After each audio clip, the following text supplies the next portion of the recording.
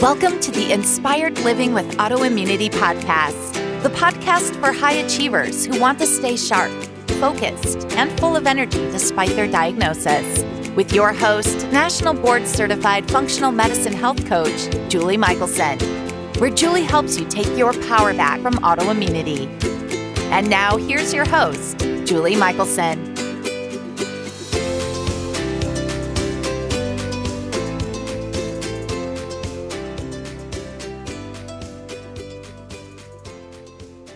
Welcome back to the Inspired Living with Autoimmunity podcast. I'm your host, Julie Michelson, and today we're joined by Damon Sununtnasuk, CEO of Nature Cure Labs.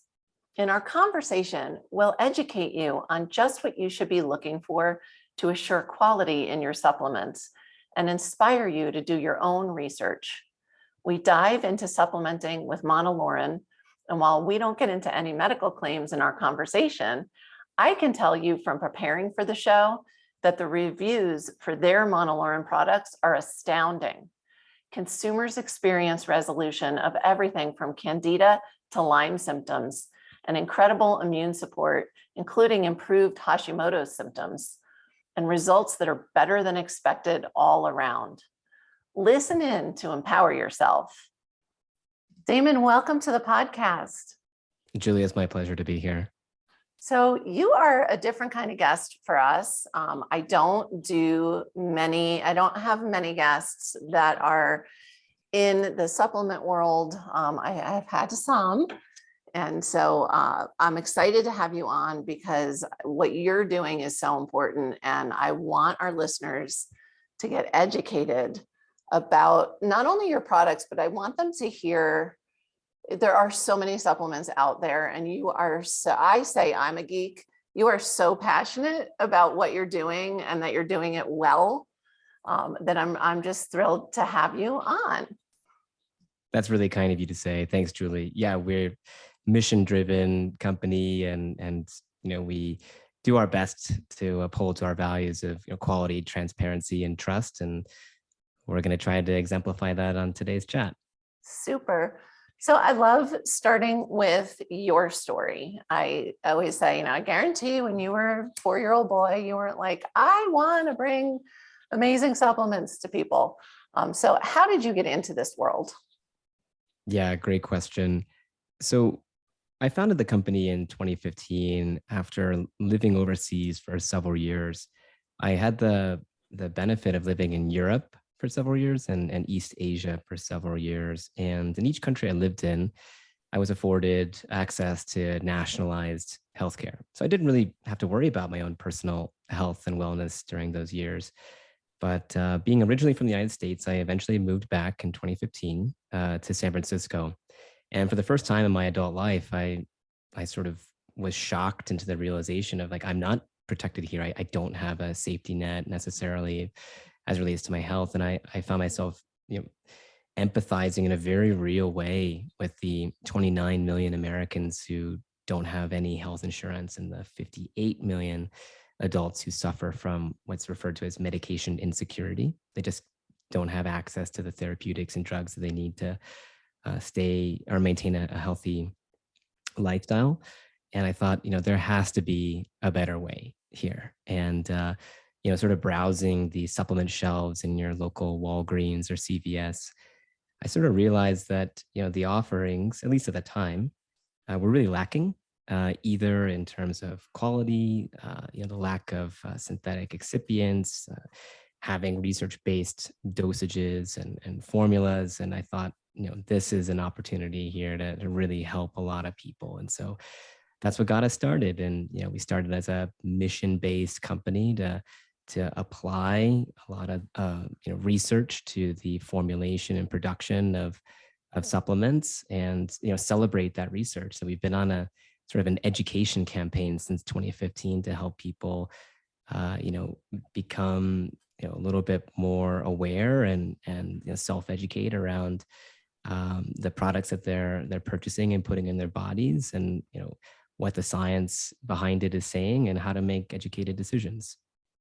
I love that. And that's what I'm really excited to dig into today. And I'm going to say what you probably can't or wouldn't. Please don't shop at Walgreens for your supplements, guys. Anybody listening, because that's what I really want to focus on today is, quality. We need to be making sure it's no different than your food, your water. It's got to be high quality, or just don't even do it. Yeah, I couldn't agree more. I'd love to unpack that a little bit more in the call today. We'll circle back to that, but I want to dive right in. And I have already asked you before we hit record to really keep this simple for us. I know we've got a variety of listeners out there. Some are really well educated and are probably extremely familiar with monolaurin already, and some are like mono what. So let's talk about monolaurin, because this is why I wanted to bring you on. Happy to. Yeah, let's keep it high level, and let's start from the beginning. So as far as I understand it, monolaurin is a relatively new product or substance that was isolated in the 1960s. And the origin story is a very unique one. And I can't confirm if it's true or not, but I do enjoy the story at least, is that a scientist was trying to unpack a hypothesis around why infants who are born really without an established immune system, like why are they not getting chronically ill or habitually ill, right? Because in order to build an immune system, you need to be exposed to external pathogens, right? In order to have a response and build immunity. And infants, as the story goes, haven't had that benefit yet. And so the scientist starts to look into the diet and see if there's anything that's influencing infant immunity from the diet. And in the analysis of human breast milk, a substance called lauric acid was isolated. Lauric acid is a 12 carbon atom chain, medium chain fatty acid, and it comprises about 6.5% of mother's breast milk. And that level can vary depending on age, diet, location in the world, and ethnicity, things of that nature, but around 6.5%. And that's really where the story starts, is like finding lauric acid. And in nature, lauric acid really is only found in a couple areas. Apart from breast milk, it's found in palm kernel oil. It constitutes around 48 or 49% of palm kernel oil, and around 50% of the fatty acid content of coconut oil. And that's sort of like where the hero of the story is born. And so lauric acid, when consumed, converts to monolaurin in the body. And the ratio of conversion is not fully understood or known, but monolaurin is really the subject of a lot of the research that we'll be exploring and unpacking today. And that's where monolaurin gets started. From the 1960s, a lot's happened since its earliest discoveries. Monolaurin today is currently used in a variety of commercial applications. It's used in food production. It can be found in ice cream and pastas, things like a shelf stabilizer and freshness. I tell people not to eat. Yeah, all those healthy things. Yeah. But also in cosmetics, again, to preserve freshness and shelf stability. It's sprayed on outsides of fruits and vegetables to help in the transportation of them, and it's even used in meat processing facilities as a surface cleaner, as a sort of natural organic way of alternative, at least, to using harsh chemicals. And it wasn't until rather recently it was used as a dietary supplement. And looking into the research, it's evident why some people choose to take monolaurin as a supplement. And so that's what piqued our interest. So what's nice about monolaurin, or glycerol monolaurate is its scientific name, is that it is listed on the FDA's GRAS list. GRAS is an acronym which stands for Generally Recognized as Safe. And so that's why it's very popularly used across these different industries, including dietary supplements. Amazing. And it is interesting. It's, as you said, relatively young, yet it's grown a lot quickly. Sometimes, we'll talk about something that somebody discovered, 100, 200 years ago that was good for health. And then, nobody did anything with it so I like that, it's all of those uses, at least in the food industry and for cleaning. I'm like, okay, this is a good substance. I would much rather somebody clean stuff down with monolaurin than most of those harsh chemicals that I prefer not to come into contact with.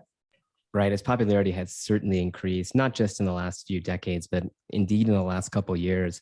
According to Google Trends analysis, monolaurin search volumes increased by over 300% last year, probably in response to people just becoming a little bit more aware of personal health and wellness, and just maybe folks seeking out those sort of natural or homeopathic alternatives. And this is a perfect point. I know how careful you are about what we can discuss or what you can say to protect yourself and your company, which is brilliant. We want you to keep doing what you're doing. But for listeners, I say this all the time. This is nothing we talk about today is medical advice.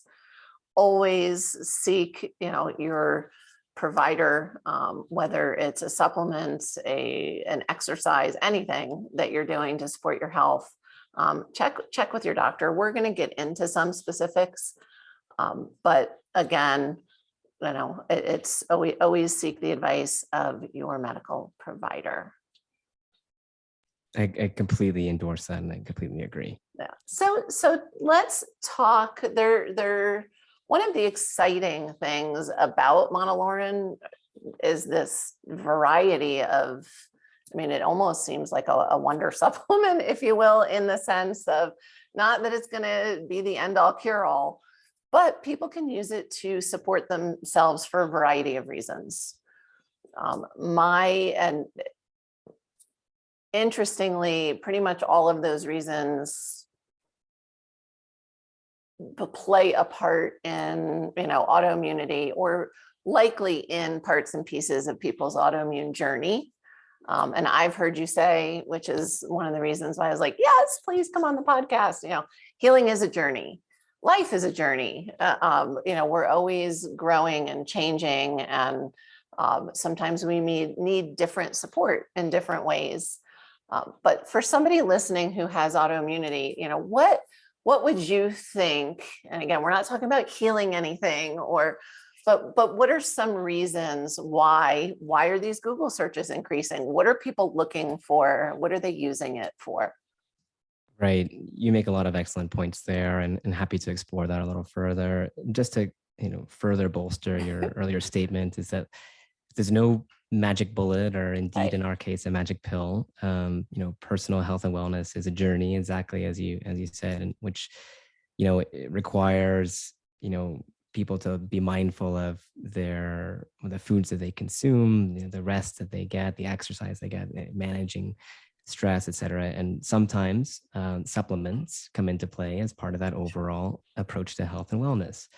But no particular supplement is going to be a cure or a magic bullet or anything like that. So it's great that you bring that up. Look, the interest in monolaurin continues to grow for several reasons.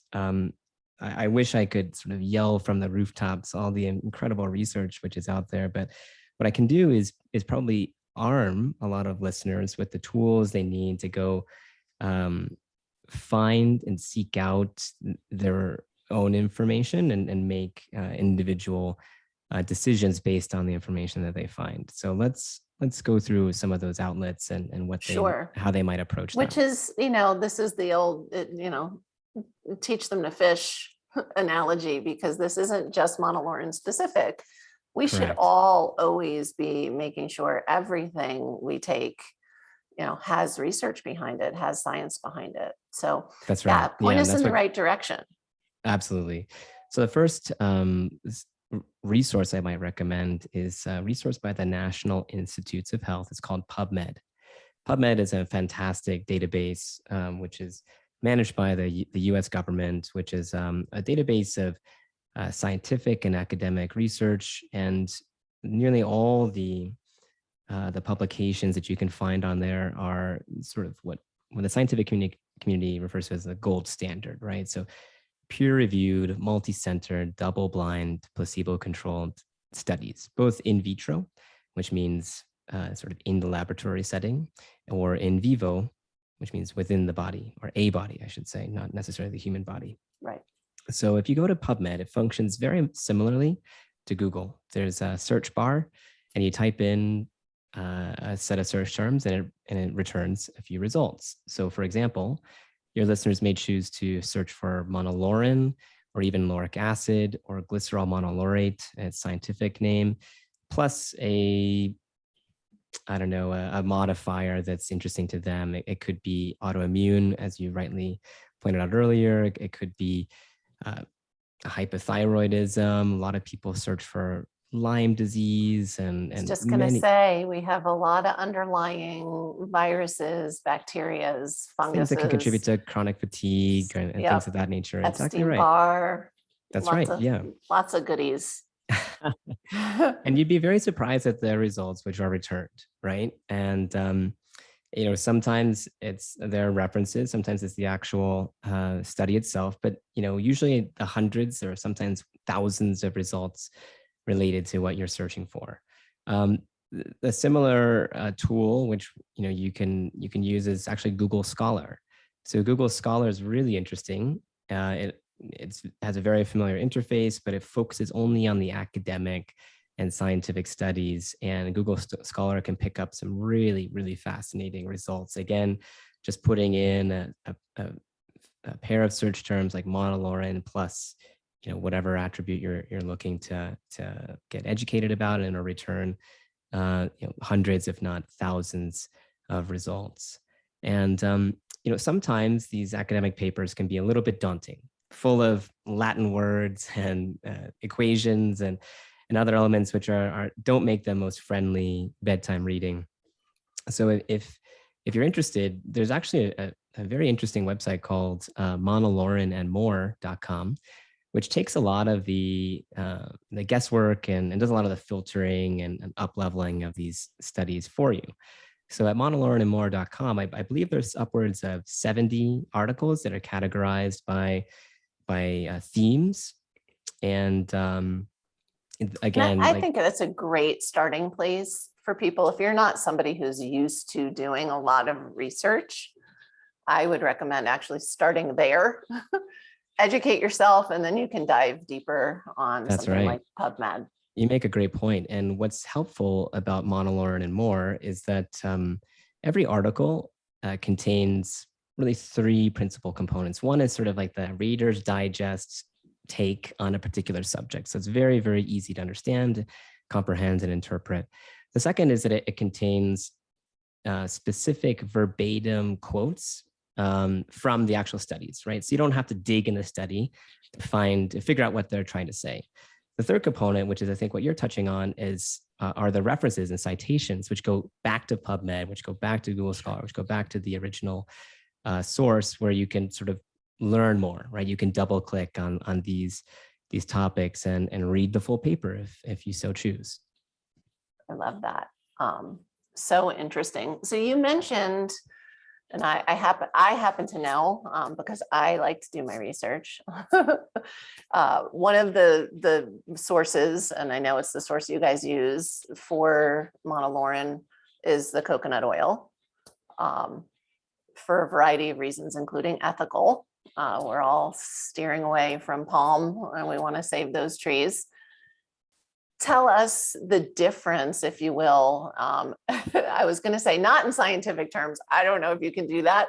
But basically, some listeners might be thinking, oh, good. I already consume a lot of coconut oil, right? I know it's anti-inflammatory and I take it, it's a good fat. What would be the difference for them? How much coconut oil would somebody have to consume to kind of equate supplementing with monolaurin? Great question. There's a few things to unpack here. Let's begin with using coconut oil as your source for monolaurin. Okay. So as we mentioned earlier in the call, coconut oil contains around 49 or 50% lauric acid, which is converted in the body to monolaurin. The precise conversion ratio is not known, but it can be estimated. And we've done some internal calculations on our side, which indicate that, if you were to take a standard size 600 milligram capsule of monolaurin, you would need to consume around 6.5 teaspoons of coconut oil, right? That takes into account the density of coconut oil and sort of converting it in several ways to getting how many milligrams you'll need to consume. And if you're an average person who may choose to take a couple capsules with breakfast, a couple with lunch, a couple with dinner, you'd have to consume around 1 cup. It's actually precisely 0.81 cups of coconut oil per day in order to get the 6 capsule dose, which for some people, may be unpleasant or just unrealistic if you're taking it on for some people. Yeah, for most people, I would venture to guess. And then I'm guessing, just from doing what I do and knowing how different and unique all our bodies are, not everybody would be able to convert equally as well. I would imagine that we would all convert, lauric acid into a different amount of monolaurin, give or take. Right. So the, potentially a more precise way is just taking it in its supplement form versus through consuming coconut oil. But you made another great point, is that, not all monolaurin supplements are created equal. Not only is it the source, so you rightly pointed out there is a difference between coconut and palm kernel source.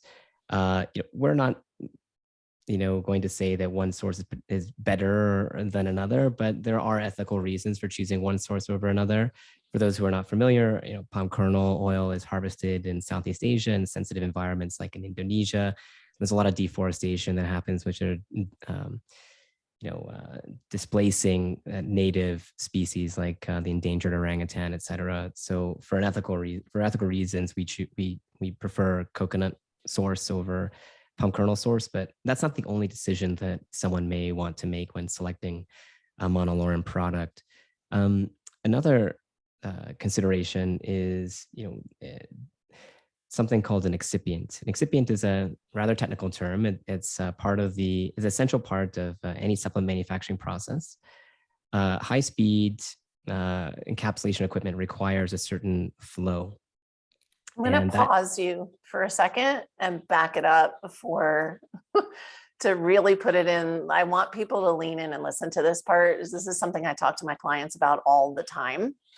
And I know you're going to get to really what it is and why we should care, but I know it's technically is an excipient. It's not a filler, but I want people to understand you're talking about what's required to make the capsule or pill of whatever form. People would think of it, even though it's technically incorrect, as a filler. As somebody who is an AIP coach, I'm always having people read labels. And so you're going to get to where we find this, but this is so important for quality. And this isn't just with monolaurin, guys. This is every supplement you take. You're about to receive gold. And so I'm sorry to interrupt you, but I really want people to listen to this. If you only listen to this one piece of the podcast, listen to this. All right. With that amazing preface, let's jump into some considerations when selecting a particular supplement. I guess if we were to take a step back even further, one of the choices you have to make is around the form factor. The form factor is interesting in the fact that you could take loose bulk powder if you wanted to. The challenge here, and that has like zero fillers, right? It's right. Just pure straight monolaurin powder. The challenge here is that monolaurin by nature is an extremely bitter, extremely soapy, extremely sticky substance, right? Which even if trying to mask it in pudding or applesauce will coat the mouth and it's a taste you'll never get out, right? I've done it several times myself. It is just very, very unpleasant. How does it compare to glutathione? Oh gosh. Yeah. Is it up there in that category? If you just don't do it, just trust it. Yeah, I think that it's encapsulated for a reason. Okay.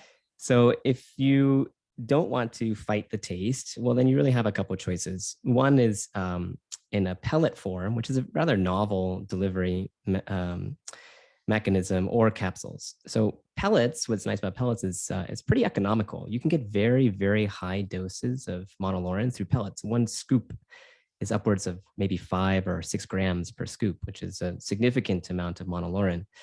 The challenge with pellets, which for those people who have not seen these, they are BB-sized, teardrop-shaped small beads of monolaurin, is that they're encapsulated in glycerol, which for some people may upset the stomach, right? If you read consumer reviews of pellet monolaurin, some people complain that, after taking the pellet monolaurin, a few hours later, they find it in the toilet, right? Which leads you to believe that, well, gosh, I thought I was getting 5 grams, but if I'm finding it undissolved, then maybe I'm not. Maybe I'm getting a fraction of that, and you just don't know, right? So it's hard to be very precise with the dosage from that perspective. Another consideration is just, it's not very convenient. It doesn't really fit well in a purse or a pill organizer. It can be sensitive to high heat and things of that nature. So for that reason, we personally prefer capsule format. When it comes to capsules, this is where the excipient comes in, by the way. So capsules, you have a choice, either animal gelatin capsules or vegetable cellulose, plant cellulose capsules, hypermellulose capsules. So for those who may not want to take animal product, you might want to seek out vegetarian capsules. They come in 2 formats. One, like we said, is hypermellulose, which comes from softwood trees, traditionally pine. Or there's an amazing capsule called pullulan, which is a derivative of tapioca, which is a really, really cool capsule. It has amazing oxygen blocking properties, and we use both in our products. So like we were beginning to unpack earlier, modern, sophisticated encapsulation equipment requires a certain flow, which basically means when you're filling the capsules, you want to ensure a uniform fill. If the bottle says 600 milligrams per capsule, you better hope that there's 600 milligrams per capsule. And the way to do that is by using a lubricant. In the industry, it's called an excipient. It's not a filler. It is an essential part of the manufacturing process to ensure that uniform fill. And manufacturers have a choice when it comes to this excipient, this lubricant, right? They can use a synthetic lubricant, which generally speaking is silica or magnesium stearate. The drawbacks to using magnesium stearate or silica is that it may slow the absorption of whatever product you're taking. It may cause stomach upset, etc. For us, for our capsules, we use a natural alternative. We use organic rice powder as our excipient. It does the same job. It just doesn't have a lot of the negative side effects that may come with an artificial or synthetic excipient. So you can always figure this out by taking a bottle, turning it around and looking at the supplement facts panel. Immediately below the supplement facts panel, if it's written in a compliant way, should be the additional ingredients, right? One ingredient will clearly be the capsule, whether that's plant or animal based. And the other ingredient will usually be the excipient. So it should say something like rice powder or silica or magnesium stearate, et cetera. Yeah, those are some of the larger considerations. Other considerations that may not be as obvious when selecting a supplement is, does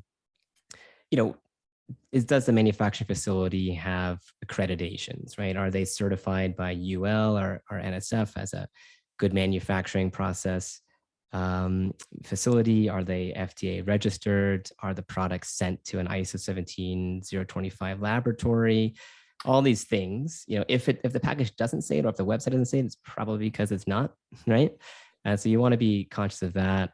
Other things that are subtle and really only people in the industry catch on to it is like label compliance. Is the layout accurate? Are the fonts and point sizes like up to FDA snuff, et cetera? And the conscious manufacturers will go through the extra effort from both a time and expertise and expense perspective to make sure they get it right? Because gosh, in this industry, really only the paranoid survive long term, right? If you start to cut corners, it'll eventually catch up with you. And so, making sure you partner with a company who has that dedication to to compliance, to transparency, to trust and safety is really, really critical long term. That is, like I said, amazing. It's even if somebody doesn't want to step into the Monolaurin world, if they just take away with those tips on really making sure that their supplements are high quality. And I want to add a little caveat, because a lot of my listeners are, maybe have done or are doing the autoimmune paleo protocol, and rice is not allowed on the protocol. And it is one of the things a lot of people will say, but this has rice. And I say, again, that's being used as a lubricant. That's not being used. It's not a filler, number one. And even if it were, it is so much better than some of those other, I have so many clients that have issues, gut issues, shocker in the autoimmune world. And those microcrystallines cause such gut upset for them. And really it could be, taking a couple of capsules could then take weeks to get them back to where their gut's happy. So I say, for those of you that are worried about the organic rice powder, don't be. It is the best choice that you can make. Yeah, that's great. And in fact, the industry is really coming a long way. There's a company called Ribis who produces an excipient, which is not made from the rice kernel itself. It's made from the husk. It's really cool because they take what would normally be treated as a waste product from rice production. They sort of micro powder it and they use it as an excipient. The challenging thing here is sort of a balance between, meeting customer expectations and using really cool ingredients. What's nice, what I love about the Ribis, flow agent is that it's a waste product. It's like the husk of the rice kernel. It's really great, but the drawback is it's brown. It's really dark brown. And so Monolaurin is normally a white powder. And if we experimented with it for a while and customers just couldn't get over it. It's like, why did my Monolaurin turn brown? I just don't understand. Is it oxidized? Yeah. Yeah, I can imagine. So I'm one of those who, if something looks off, I'll ask questions. Sure. Yeah. But if it is, sort of Ribis, then don't worry. It's naturally supposed to be brown. One of the things I told you ahead of time, I really wanted to talk about, I already touched on, without going too deep on, because we don't have enough time to even say all of the potential complementary issues that people with autoimmunity are dealing with. But I'm going to rename a few really quickly. Candida, Lyme. I said Epstein-Barr already. All various herpes simplex, pretty much you name it. These things are living creatures, most of them, all of them actually, that the Monolaurin is helping us deal with. And therefore, in layman's terms, you're going to fix my words, I know. We create a die-off, and the die-off creates a Herx reaction, which is something that anybody who's ever had one may have a little PTSD about. So let's talk a little bit about that, because you guys have so gone the extra mile. And I know you also have tips for listeners who are sensitive or, really want to be careful on how to take the products in a way that's going to even further prevent that. Yeah, that's great. No, and there's again, if I can just mention monolaurinandmore.com, it's a fantastic website which covers a lot of the topics you just did in really, really great terms. And so I highly encourage people to go take a look after listening to this episode. But yeah, let's talk about the Herxheimer reaction, also known as a die-off reaction. So there was a scientist named Joseph Herxheimer who coined this die-off reaction term, I guess, decades ago. And what happens is, as you rightly pointed out, with a rapid die-off of pathogens, from, if you take an antibiotic or whatever, can flood the body with these protein endotoxins, right? These like waste particles from the pathogen that was just killed off. And your body identifies this and wants to clean it up, right? So you have this inflammatory response, which is ironically similar to the symptoms of like a cold or flu. So while you are technically getting better, you may feel a lot worse, right? You may have aches and a low-grade fever and a lot of symptoms that you would associate with a cold or flu. And that's just your body's inflammatory response trying to tidy up and clean up these protein endotoxins which have been flooded into the body.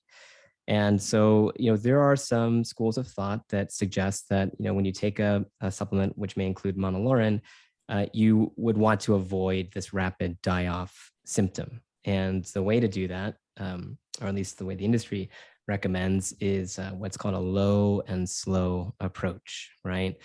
So look, every person's body responds differently to supplements. And, I can't say like what particular dosage is going to be great for an individual because it's so dependent on individual traits, age and height and weight and sensitivities and things of that nature. So as you rightly pointed out earlier in the conversation, please work with your doctor, work with a healthcare professional, a GP, et cetera, to sort of coach you through this and listen to your body, right? But the way the low and slow approach works is exactly as it sounds. If you were to start taking monolaurin, for example, you may start with 1 capsule a day, or even 1 capsule every couple of days, right? And slowly over time, increase that dose so that you avoid any die-off reaction, right? So you may start with a capsule a day. In week 1, week 2, maybe you increase it to 2. By week 3, you're up to 3 or 4 a day, et cetera, up into the therapeutic dose that you may be seeking to accomplish. And the thought here is that if you do that low and slow approach, you'll avoid any discomfort. Which I love. And you're still, as you said, you're getting to that therapeutic level. You're still at the win without the punishment. Those of us with autoimmunity tend to even have, I would say, standard is cold and flu-like symptoms with a Herx reaction, or pretty much what feels like a full-blown autoimmune flare. And so, nobody wants that to happen. And that's can create so much resistance for people because, they have these underlying causes, these root causes that need to get treated. And maybe they, heard about something else, or their doctor wanted them to try something else, and they took it and they started with the full dose and they got the Herx reaction and they stopped. And they're 2 years down the road and they're still just as sick as they were. And so this, I think, is so important for people to understand. I love that the low and slow. This is the tortoise wins the race every time, guys. Really. And so with something as effective as monolaurin, I would say for anybody listening to this, just start low and slow. Don't roll the dice and see, well, if I Herx, then I'll go back. I mean, if that does happen, fine, then go back. I always say you don't want to feel it.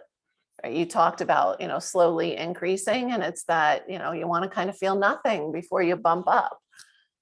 So an amazing piece of advice for everybody on how to really use this to get to that therapeutic dose.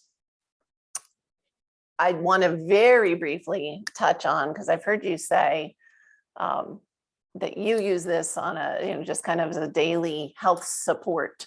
So let's talk about that side of it as well. That this isn't necessarily geared to like, take this for X amount of time and treat something. That's right. Yeah. So in addition to, there are 3 dosing protocols that are generally accepted within the industry. The first is, of course, the introduction phase, right? The low and slow phase, which we just discussed.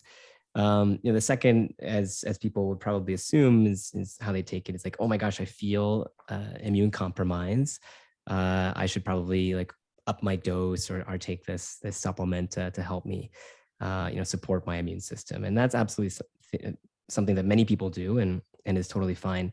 But as we mentioned earlier in the call, monolaurin is a GRAS-listed supplement, and therefore it has no defined, as far as we've research that doesn't have a defined upper limit nor a period of time which you're able to take it.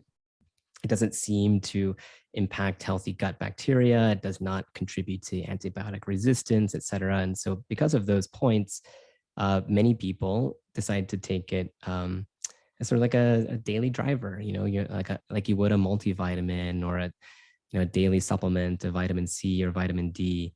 And the thought here is that if I can continue to support and maintain a healthy immune system, well, then I won't have to worry about increasing a dose in the future because I may, have immune compromise. I love that. And we don't have time to go into all the different things I want to talk about, but I will just tack on, because I've heard you talk about it before in that sense of prevention. Look, we're made to be exposed to all kinds of stuff all the time. And I know there are studies out there. I believe it was a Giardia study I heard you reference once, so we're not just talking about, treatment here. That really, monolaurin can help prevent when we do come into contact with some of these things, can help us not get sick to begin with. And that's the idea behind just take it if that's something you're interested in. I see you've been doing your homework. Yes, I told you I'm a geek. So what is one step listeners can take today, immediately to improve their health? Right. As I mentioned earlier, today's conversation is not about trying to convince anyone that a particular supplement is going to solve a particular health issue. That's not the point of today's call. Sure. The point is really to help inspire and instigate people to get out and do a little bit of the research on their own, right? To become educated, to do some of that self-study and feel really confident and really good about, seeking out a particular supplement. And for me, Monolaurin has been such an incredibly helpful and inspirational product and supplement, and the research is out there. And so what I would want people to do is go to PubMed, go to Google Scholar, and do some of that research and feel really, really good and confident about what the science is saying. And don't believe me, don't believe an advertisement which may pop up somewhere.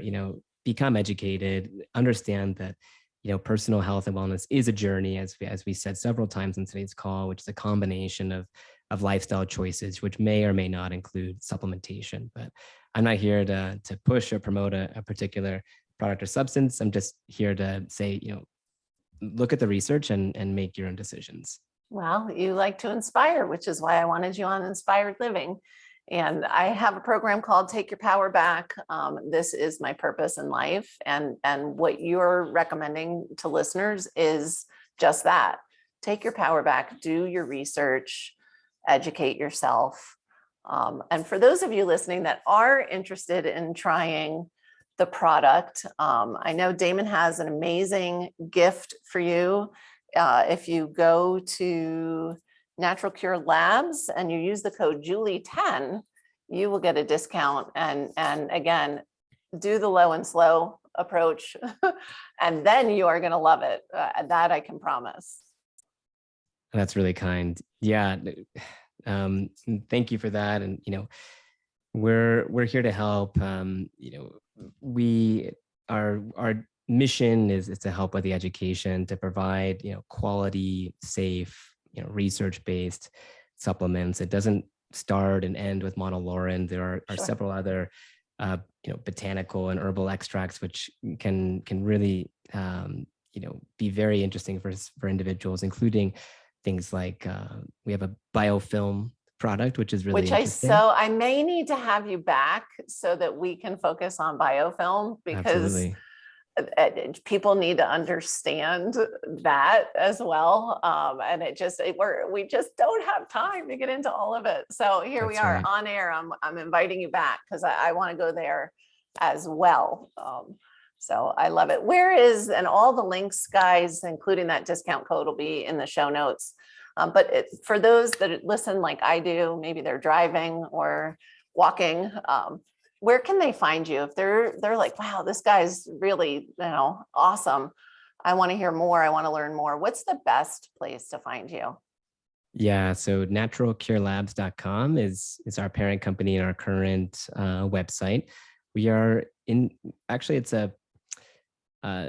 the company has a few brands. One is clearly Natural Cure Labs, been around since 2015. We make human supplements. We recently started to make supplements for pets. So we have a pet line called VitaTails, which you can also find online. And we're slowly transitioning our brand to a new brand called Palmara Health. And so if you receive something in the mail, which you order from naturalcurelabs.com, which may have a label that says Palmara, don't worry, it's the same, Still you. same product, same company, just a small change in the logo. And we just wanted to sort of better reflect the mission values of the company with the name change. So we're always evolving and growing, right? Indeed. It's a process. It's a process. Yeah, so naturalcurelabs.com is where you can find us. palmarahealth.com redirects there. And that's where you can find us. Wonderful. Damon, thank you so much for sharing all of this amazing knowledge with us today. I really appreciate it. It's my pleasure, Julie. Thank you for having me. For everyone listening, remember you can get the show notes and transcripts by visiting inspiredliving.show. I hope you had a great time and enjoyed this episode as much as I did. I will see you next week.